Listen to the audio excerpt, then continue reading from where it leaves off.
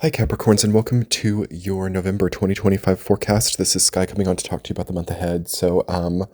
Wow, what a transformative energy for Capricorns in the month of November. We have Scorpio season coming up with a grand water trine. You're getting a lot of, I guess what I would say, like fertilization here. There is a kind of like after a long drought, a lot of water finally coming into the soil. So we have a lot of germination, a lot of seeds that have been planted finally being activated, and you no longer have certain problems anymore, but there is somewhat of a recovery process or somewhat of, I don't know, like marination, germination, sort of metamorphosis process happening here.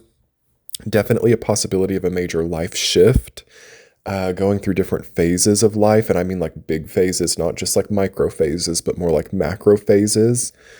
So there's a macro phase shift in the lives of all Capricorns, I feel, during this time. We have Pluto moving so close back to the cusp. I mean, it's at like 1 degree of Aquarius, and it's not going back into Capricorn. We're done with that, but it's close, you know. So there is kind of a reminiscent feeling of like 2020 through 2022. Also, of course, having Uranus back in Anaretic Taurus, having Saturn and Neptune back into Pisces, kind of queuing up these kind of like familiar dark feminine energies that we had over these last few years. There is some darkness during this time, Capricorns, and what I recommend for it is to understand the surface versus the beneath the surface, okay?